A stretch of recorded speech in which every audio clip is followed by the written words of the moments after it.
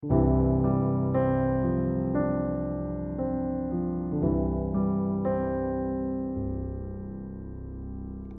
오늘은 깊은 곳에 그물을 던지다 라고 하는 제목으로 말씀을 나누겠습니다.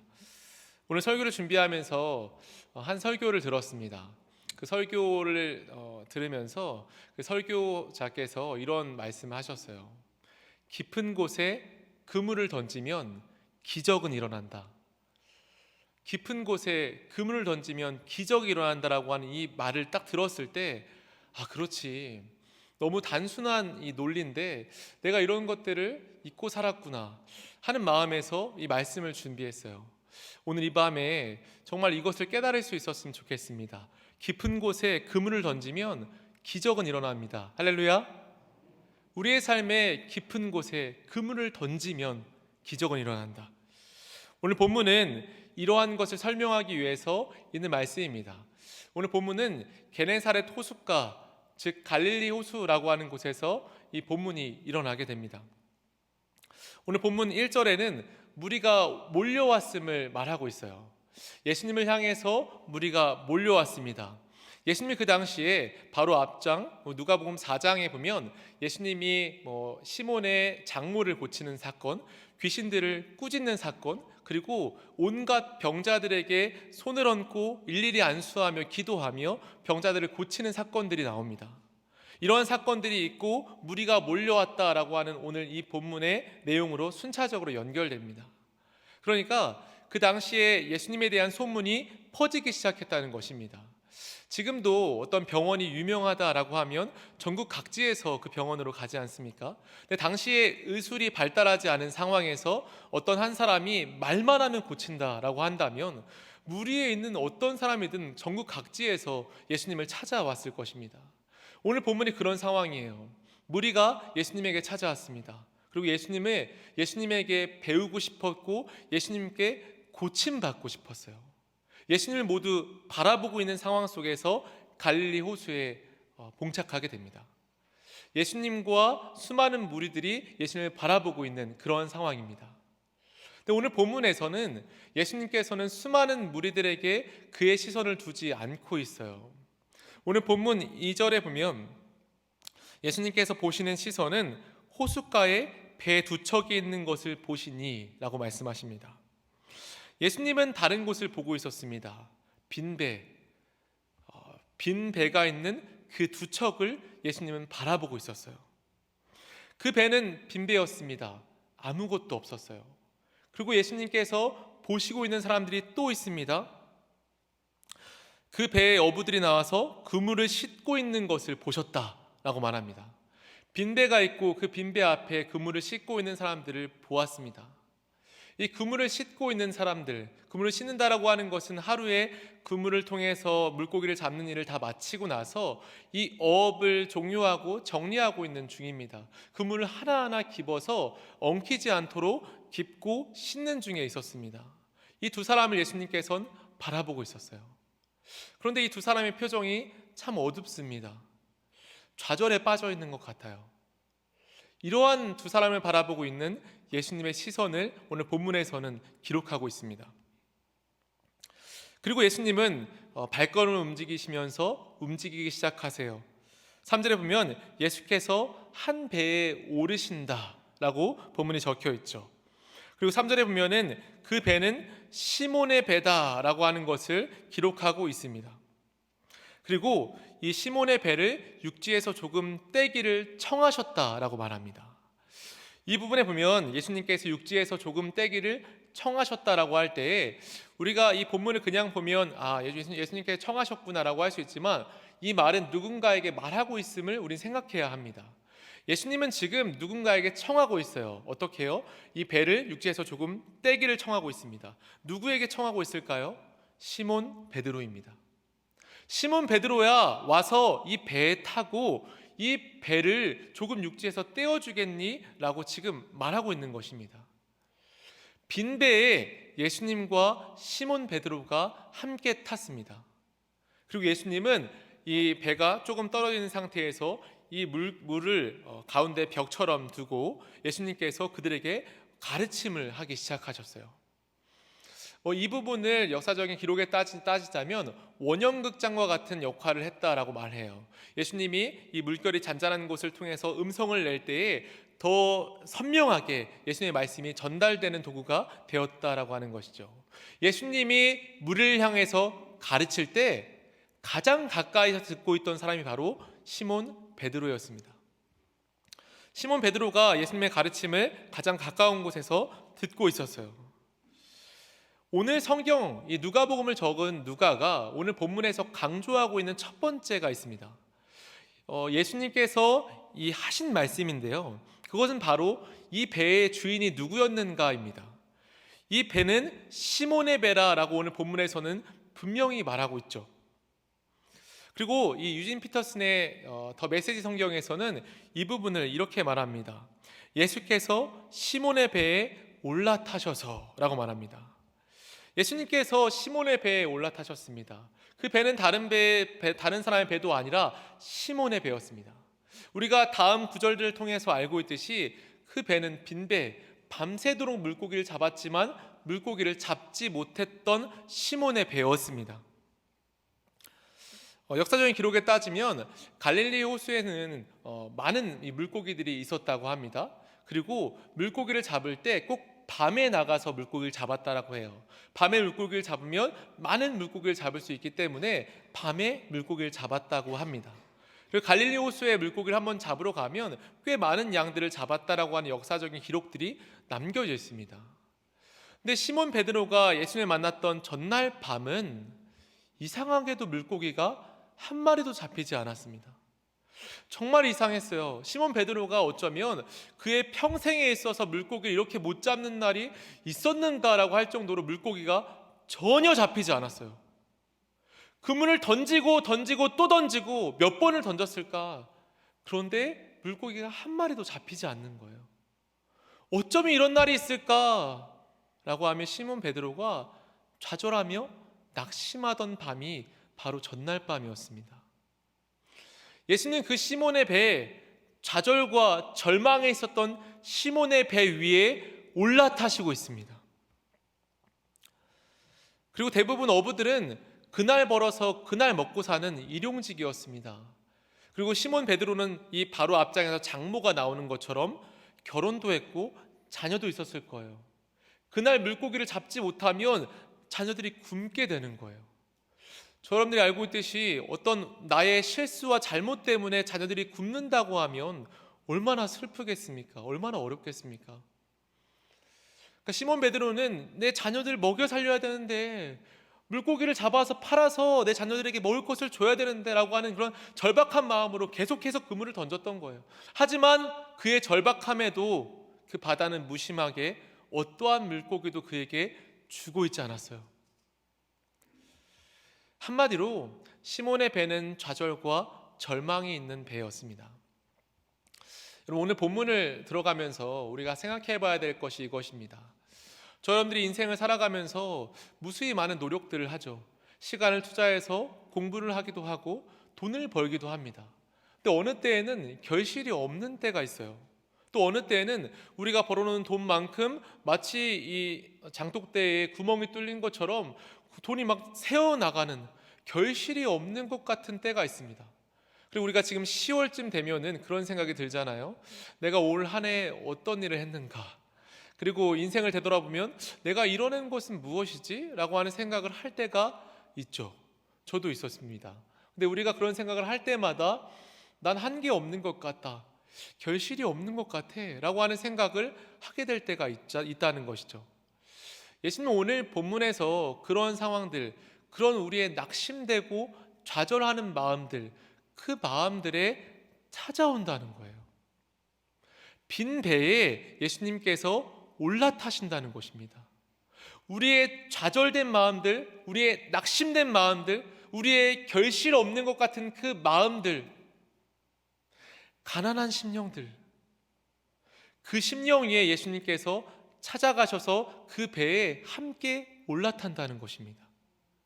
여러분들의 빈 배, 여러분들의 좌절이 있는 그곳을 그냥 내 좌절이 있는 곳이라 라고 덮어놓는 것이 아닙니다. 그것을 가지고 예수님께 나아가야 해요. 내 좌절된 이 배에 예수님 올라타십시오. 내 낙심된 곳, 좌절된 곳, 내 결실 없는 곳, 내가 우울감을 겪었던 그곳에 예수님 올라타 주세요. 그 마음에 찾아오는 것이 바로 예수님이시라고 하는 것을 본문에선 말씀하시고 있습니다. 그래서 마태복음 5장 3절에 심령이 가난한 자는 복이 있나니 천국이 그들의 것임이요 라고 말씀하십니다. 가난한 심령 위에 천국이 임한다. 즉 가난한 심령 위에 예수께서 임한다. 할렐루야. 주께서 우리에게 말씀하실 때 그것을 말씀하시고 있습니다. 지금 혹시 실패 중에 있습니까? 열매 없음 속에서 허무함을 느끼고 있지는 않습니까? 그때가 바로 하나님의 때입니다. 빈들에서 걸을 때, 아무 소득이 없는 것 같을 때, 방황하며 걸을 때, 그때가 하나님의 골든 타임입니다. 하나님께서는 그 시간을 절대 놓치지 않으세요.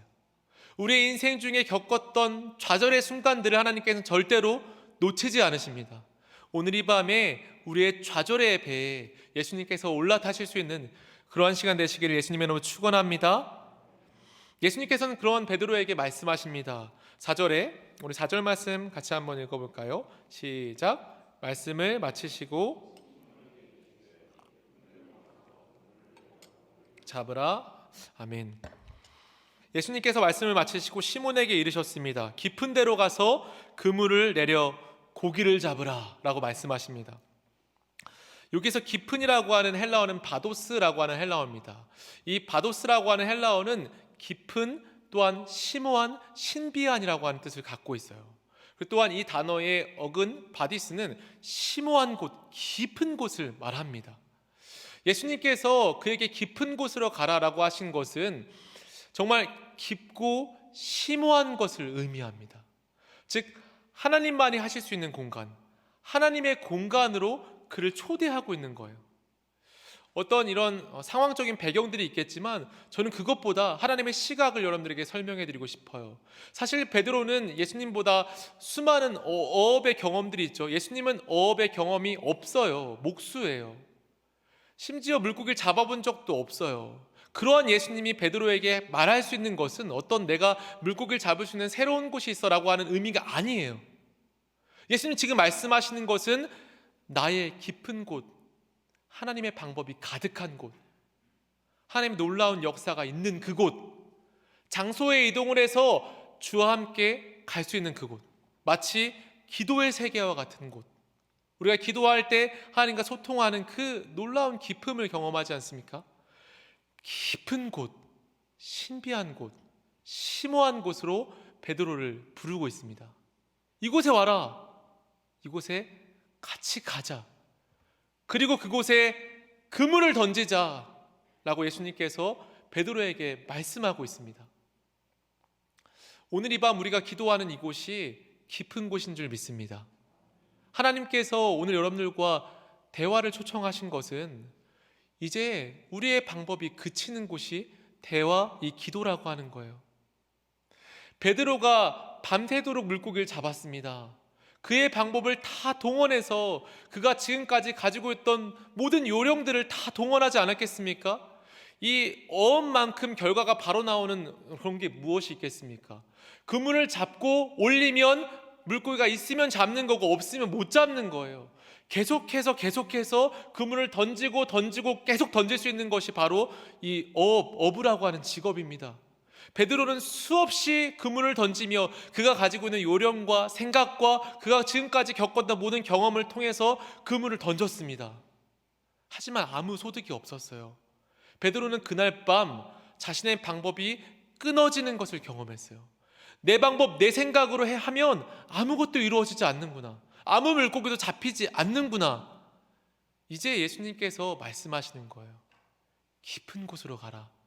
너의 방법이 아무 소용이 없지. 이제 너의 힘을 쫙 빼.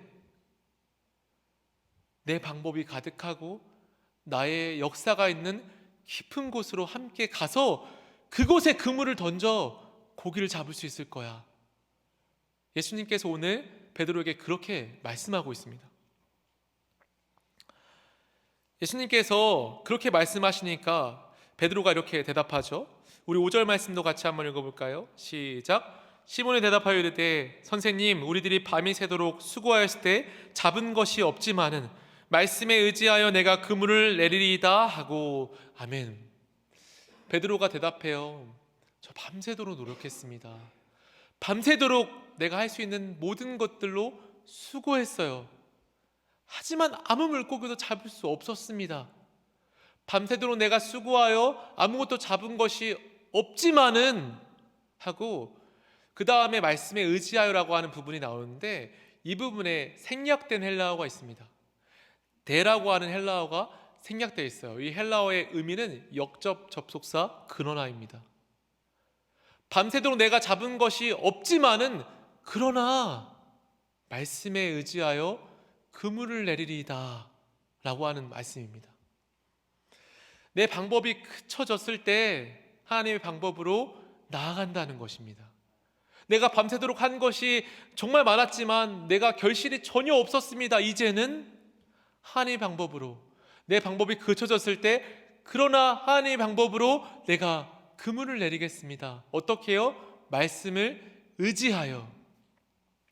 여러분, 말씀에 의지한다 라고 하는 이 해석 참 좋은 해석이죠.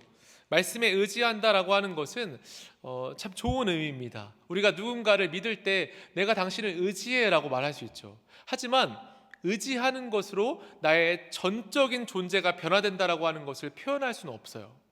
무슨 말이냐 하면, 의지한다라고 하는 것은 당신의 방법을 잠깐 도용하고 잠깐 사용한다라고 하는 것뿐, 뭔가 그런 예수님에게 모든 걸 맡겨드린다라고 하는 의미를 의지한다라고 하는 말로 표현할 수는 없습니다.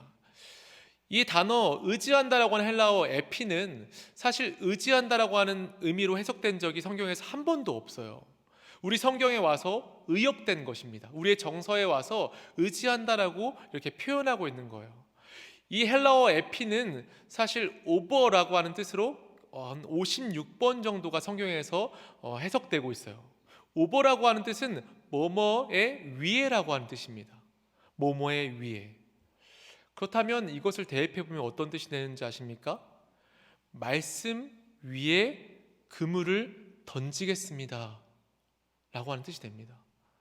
오늘 새벽에 말씀을 준비하면서 에피라고 하는 이 단어를 계속 주의해보고 연구해보려고 하다가 이 단어의 뜻이 무엇일까를 계속 연구해보니까 이 뭐뭐의 위에라고 하는 뜻이 굉장히 많이 쓰였고, 누가도 이 뜻을 많이 사용하고 있는 것을 발견하면서 전율이 느껴졌어요. 여러분, 말씀에 의지한다라고 하는 건 말씀이 나의 도구다라고 하는 의미예요. 하지만 그것이 아니라 말씀 위에 그물을 던진다라고 하는 것은, 이제 베드로가 갈릴리 호숫가를 보았을 때 이 갈릴리 호숫가 모든 곳이 주의 말씀이었다라고 하는 거예요. 이 말이 무슨 뜻인지 아십니까? 어느 곳에 던지든지 이 말씀 위에 던지면, 그물을 던지면 물고기를 잡을 것이다라고 하는 베드로의 신앙 고백이었다는 것입니다. 어느 곳이든지 이제 내 시야가 바뀌었다는 것, 그의 눈에 보이는 모든 것들이 주의 말씀의 성취에, 소망에 근거하는 모든 것들이 되었다는 것이죠. 여러분, 아브라함에게 하나님께서 약속을 보여주실 때에 무수히 많은 별들을 보여주셨어요. 저것이 너의 자녀다. 또한 아브라함에게 보여주신 것이 무엇이죠? 무수히 많은 해변가의 모래들을 보여주셨어요. 이것이 너의 자녀다. 눈앞에 보이는 모든 것이 나의 언약이다. 저 하늘에 있는, 또 바다에 있는 것 모든 것이 나의 언약이다. 요셉이 7년간의 풍년의 기간을 겪었을 때에 이 애굽에 수많은 이 곡식들이 창고에 쌓이기 시작했어요. 그것을 보면서 요셉이 모래 위에 바다 위에 모래처럼 많은 곡식이 있다라고 표현합니다. 이 말은 무엇이에요? 약속의 성취가 눈에 보인다는 거예요. 구약의 많은 선지자들, 또한 많은 하나님께서 지금까지 사용하셨던 사람들은 그의 시각이 달랐던 사람들입니다. 그의 눈으로 바라봤을 때 모든 곳에 주의 말씀을 의지해서 그물을 던지기만 하면 성취된다라고 하는 그 확신이 있었던 사람들입니다. 말씀을 의지하는 것뿐 아니라 그것을 뛰어넘어서 내 삶에 있는 모든 것이 주의 말씀을 성취하는 장이요, 내가 주의 말씀을 성취하는 것, 주의 말씀을 의지하기만 하면 그곳에 물고기를 잡을 수 있는 그러한 삶을 살 수 있다라고 하는 시각을 갖고 있었습니다.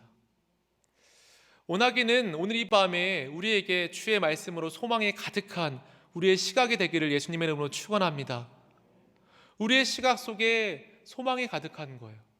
어느 곳을 바라보든지 주의 말씀을 의지해서 그물을 던지기만 하면, 주의 말씀을 의지하고 이 땅에서 우리가 살아내기만 한다면 기적이 일어나는 이 땅의 삶을 우리 모두가 사실 수 있기를 예수님의 이름으로 축원합니다.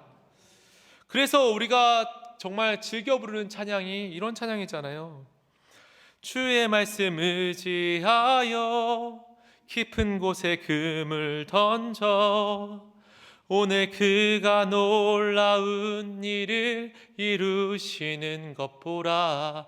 주의 말씀 의지하여 믿음으로 그물 던져 믿는 자에게 능치 못함 없네. 할렐루야. 전능하신 하나님을 믿는 사람은 그런 삶을 사는 것입니다. 믿음으로 그물을 던지면 말씀이 성취됩니다. 믿음으로 그물을 던지면 우리의 삶에 기적이 일어납니다. 우리가 주의 말씀을 믿지 못할 뿐 말씀을 믿고 의지하며 말씀을 붙잡고 그물을 내리면 우리의 삶은 기적이 일어납니다. 하나님께서 우리의 삶에 창조의 원리 속에 만들어 놓으신 삶의 원래의 법칙이 바로 그것입니다.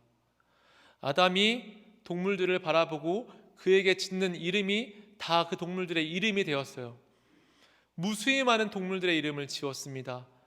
그도 아담도 창조의 능력이 있었어요. 주께서 우리에게 주신 이 능력은 말씀을 의지하며 이 땅 가운데 단지 그물을 던질 때 기적이 일어나는 삶의 원리를 우리에게 심어주셨습니다. 정말 이 찬양의 가사처럼 저도 이 금요기도를 준비할 때 많이 긴장될 때마다 이 찬양의 가사를 읊어요.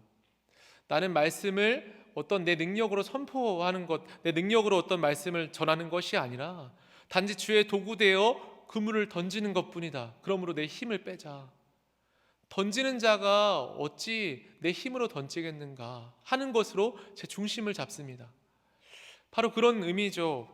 예수님께서 우리에게 그물을 던지라 라고 말씀하고 있습니다. 근데 여러분, 우리가 인생을 살다 보면 이렇게 믿음으로 그물을 던질 수 있는 때가 있고 그렇지 않을 때도 있습니다.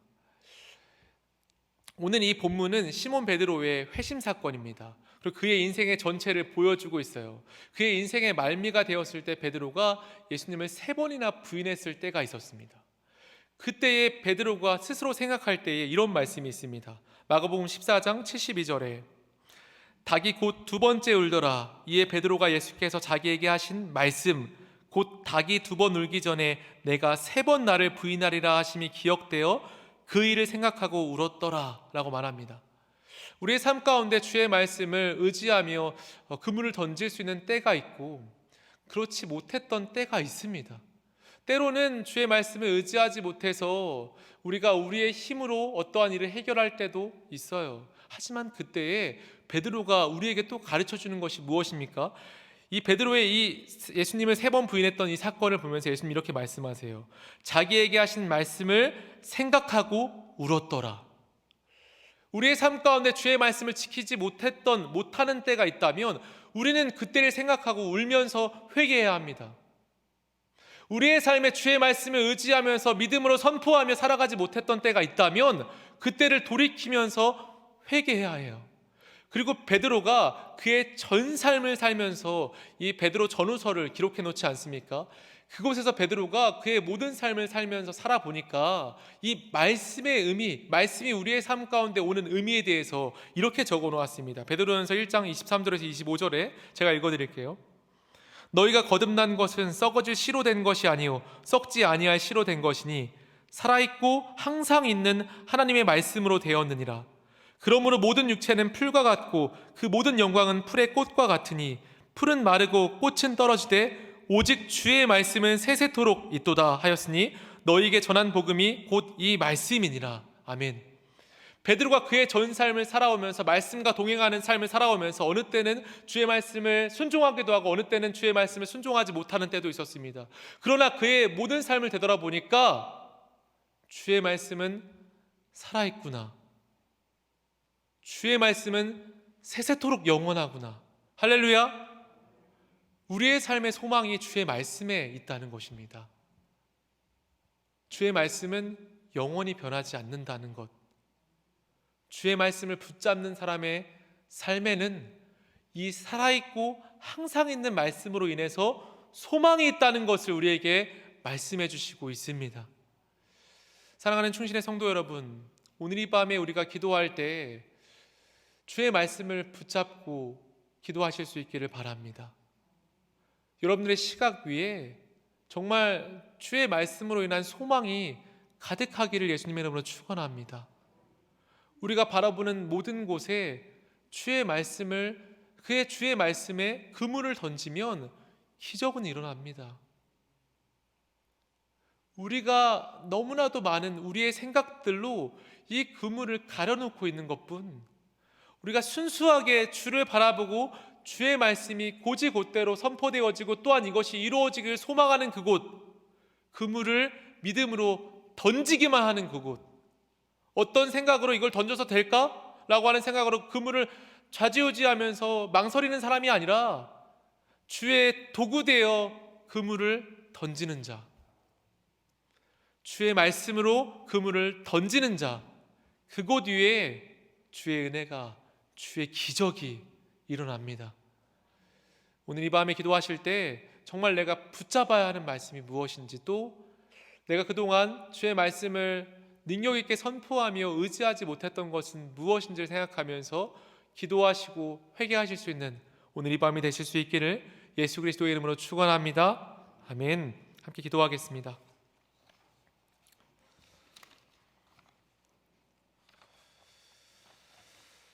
살아계신 아버지, 오늘 이 밤에 깊은 곳에 그물을 던진다, 그 깊은 곳에 그물을 던져라 라고 하는 이 말씀을 살펴보았습니다.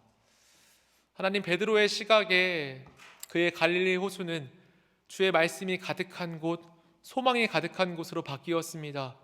말씀 위에 그는 그물을 던져서 고기를 심히 많이 잡았습니다. 하나님, 우리의 삶에도 정말 말씀을 의지하고 말씀을 붙잡으며 말씀을 믿음으로 말씀 위에 그물을 던지는 믿음의 행위가 있게 하여 주시옵소서.